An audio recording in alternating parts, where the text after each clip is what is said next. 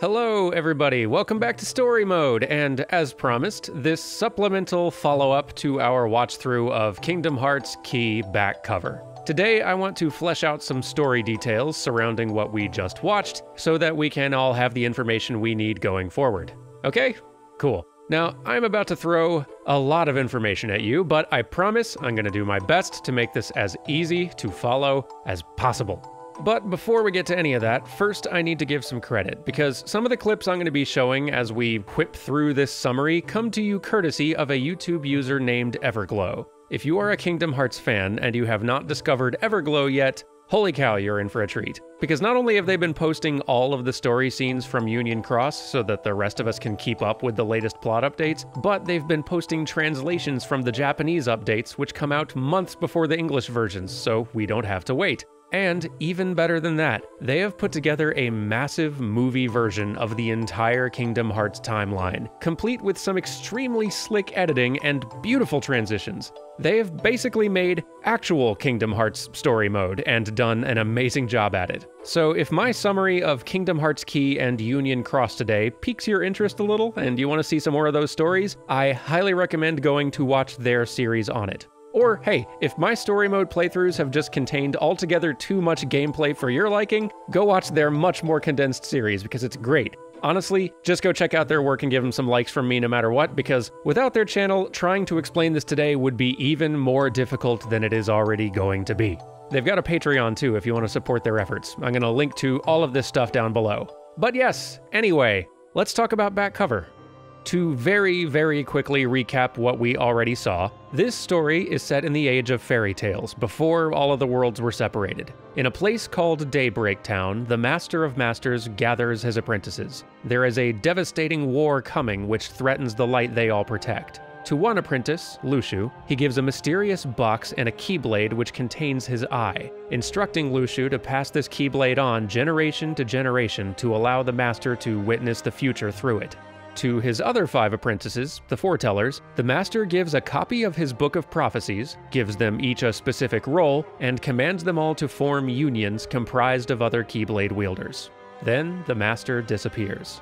The Foretellers all strive to carry out the Master's instructions, but when evidence suggests that there's a traitor in their midst, tensions quickly escalate and the Foretellers succumb to infighting. Seeing that the impending conflict is inevitable, Ava dutifully performs her given role and forms a secret organization of Keyblade wielders called the Dandelions, whose job it will be not to fight in the coming war, but to escape and survive it.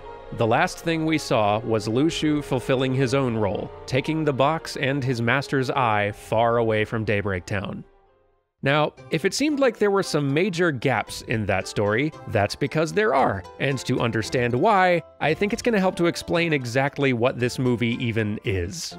See, way back in 2013, Square Enix launched an episodic browser game called Kingdom Hearts Key. This prequel game detailed the events which led to the Keyblade War, which was referenced in Birth by Sleep, but this browser game was only available in Japan.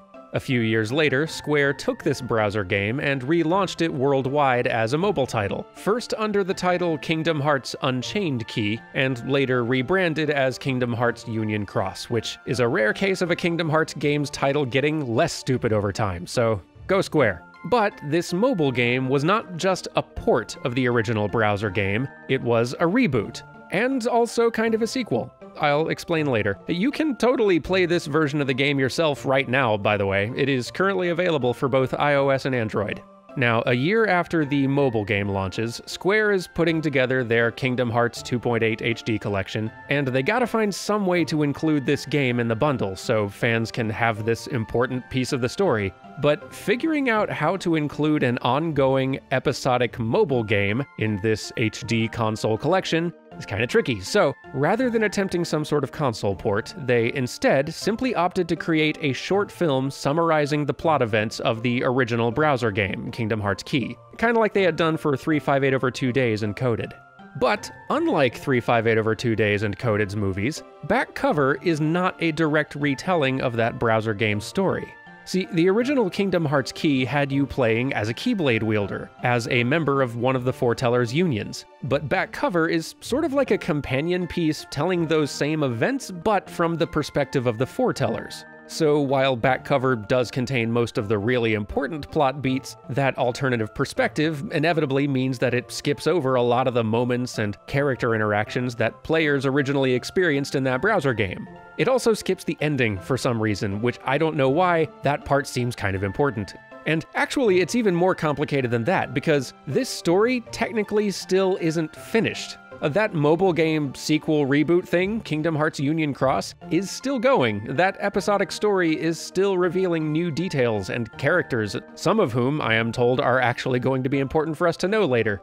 Clearly, back cover, try as it might, is not going to be adequate for our story mode needs. So, given that fact, and also given the fact that I'm definitely not playing this entire mobile game, allow me to very briefly summarize all of the important things that back cover didn't cover. And let us start with the original browser game, Kingdom Hearts Key. Upon first logging in, the player creates their own custom Keyblade wielder and chooses which of the 5 unions they want to join. Then you awake in Daybreak Town, you meet the leader of your union, you are granted a Chirithy companion, just like all the other Keyblade wielders like you, and are given orders to fight the Heartless and gather Lux, or Light, to make your union stronger. So, you and your Chirithy do just that. You venture into illusory versions of future Disney worlds and battle the Heartless you find there, collecting Lux for your union. I chose Envy's, by the way, because she's the best one. As you adventure, you start hearing things about this book of prophecies and this great battle that the foretellers have foreseen and are desperately trying to prevent. You begin to see glimpses of the escalating tensions and even open hostilities between the foretellers as they suspect each other of betrayal. You even witness Keyblade wielders corrupted into these really cool-looking Heartless, actually. But you also make some friends, specifically with some Keyblade wielders from a different union named Ephemer and Skuld. You remember Ephemer? We saw him in the movie really briefly.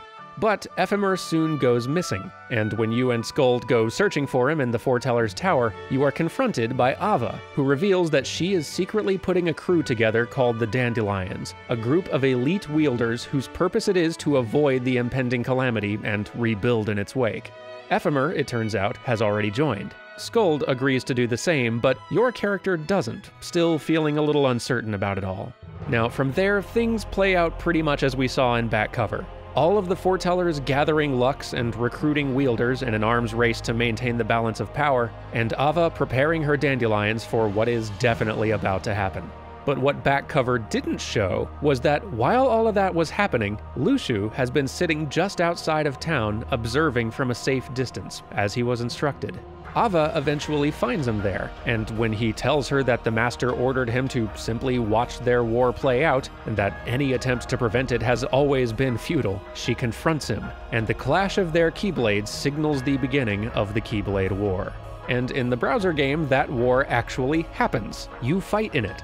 The 5 unions gather and the battle just begins, and by the end of it, the field is littered with the Keyblades of the Fallen, and you collapse on the brink of death yourself.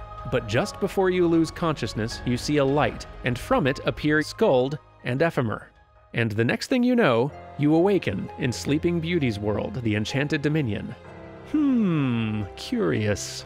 Now, that is basically where Kingdom Hearts Key and back cover's stories end, and as I understand it, that story is really all you need to know going into Kingdom Hearts 3, but the reboot/sequel mobile game has continued that story from there, and added a bunch of new twists and characters along the way, and knowing that stuff sure ain't gonna hurt, so real quick, let's just go over the important bits. And strap in, because things are about to start getting, like, really wild. So, you know how Ava created the Dandelions with the specific intention of sending them away to avoid the war and rebuild after, right? Well, the plan worked. As the war began to break out, the Dandelions were all whisked away to the realm of sleep by their Chirithys. Turns out it wasn't a coincidence those cute little things looked like Dream Eaters. And it also turns out that you joined the Dandelions in the realm of sleep, because Ephemer and Skuld decided to make you a last-minute initiate and bring you along. But the Chirithys aren't just putting you in this unchained realm to protect you from the war. They are also completely suppressing your memory of that war ever taking place. So, I said before how Kingdom Hearts Union Cross is simultaneously a reboot and a sequel, right? Here is what I meant by that. If you were to install Kingdom Hearts Union Cross on your phone right now today and start playing it, you would probably notice that, hey, this is just the story of that old browser game. Am I just playing Kingdom Hearts Key here? And that feeling would continue for a long time right up until the end, because instead of the Keyblade War happening and the story ending, the Keyblade War doesn't happen, and the story just continues. And why is that?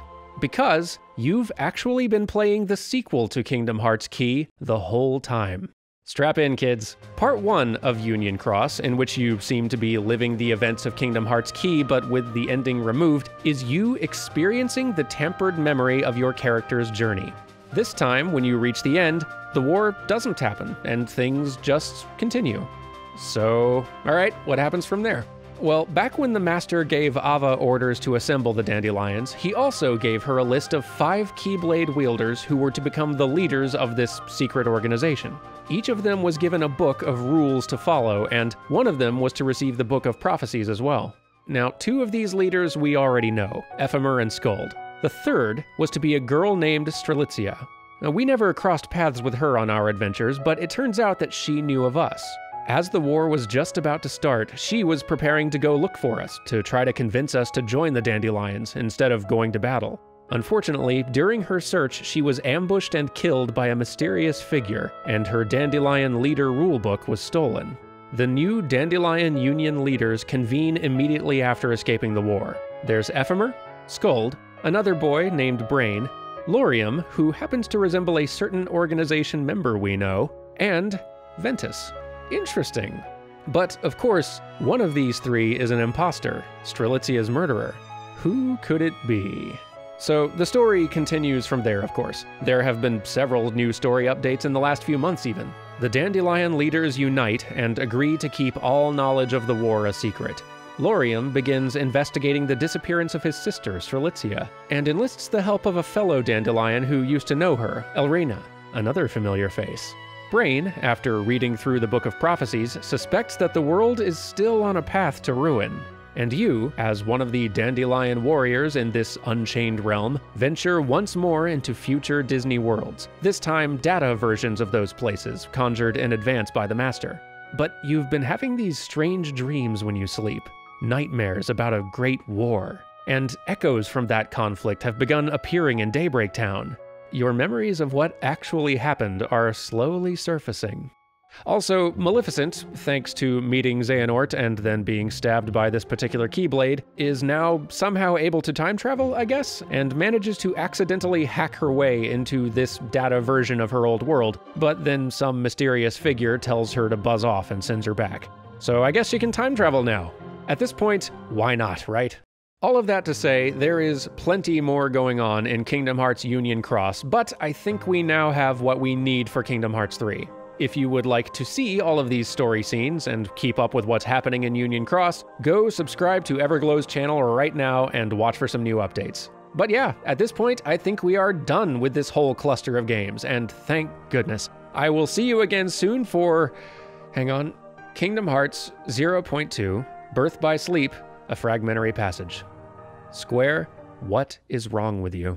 Anyway, I've never played this before, or seen it, so that'll be fun. See y'all soon for the next chapter of Kingdom Hearts Story Mode. Goodbye!